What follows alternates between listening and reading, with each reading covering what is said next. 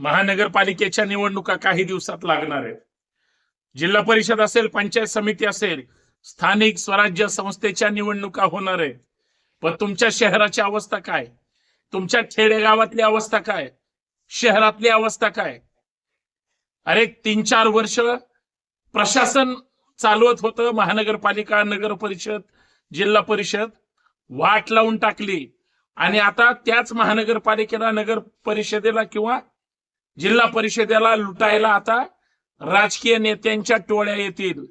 सगळ्या राजकीय पक्षांनी, सत्ताधारी आणि विरोधकांनी आपले आपले नवीन मोहरके आता आपल्या आपल्या गल्ली बोळात सोडायला सुरुवात केली. पैसे घेऊन लोक तयार आहेत, मला निवडणूक लढवायचे. सध्या सत्ताधारी पक्षाकडे नुसती उडी आहे आणि ज्यांच्याकडे पैसे आहेत त्यांना फर्स्ट प्रायोरिटी दिली जाणार आहे. पण त्या शहरांची बकाल अवस्था दूर होणार नाही. यांच्या पैशाला संरक्षण मिळणार आहे. सर्वसामान्य माणसाचं काय? आज खड्डेत का रस्तेत, का रस्त्यात खड्डेत, हेच कळायला मार्ग नाही. तुम्ही कधी पुण्यात फिरलाय का? कधी मुंबईमध्ये फिरलाय का? कधी गावखेड्यात फिरताय का? बघा काय अवस्था झाली. म्हणजे नाकर्त प्रशासन असतं, परंतु प्रशासन फक्त मलिदा खातं. याच्यापेक्षा भयानक गोष्ट काय नाही. निवडणुकीची आता रणधुमाळी सुरू होईल, ही झाली एक गोष्ट.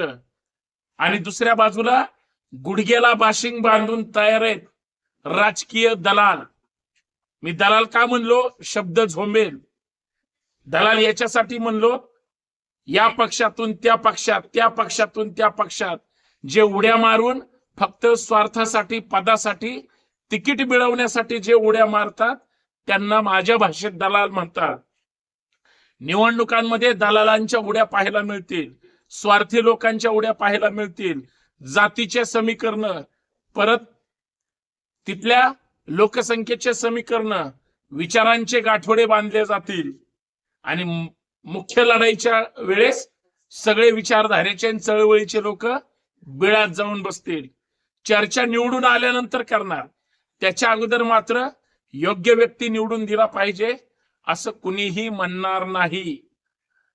पैशावाल्यांचा सुळसुळाट, दलालांचा सुळसुळाट, मानगुटीवर पाय देऊन चढणाऱ्यांचा सुळसुळाट, एकमेकांचं चारित्र्य हनन करण्याचा सुळसुळाट, आणि मग गुडघ्याला बाशिंग बांधून जे उभे असतात त्यांच्या प्रचाराचा सुळसुळाट, सगळ्या गोष्टी तुम्हाला पाहायला मिळतील. पण तुम्ही हिम्मत असेल नागरिक म्हणून कधी प्रश्न विचारता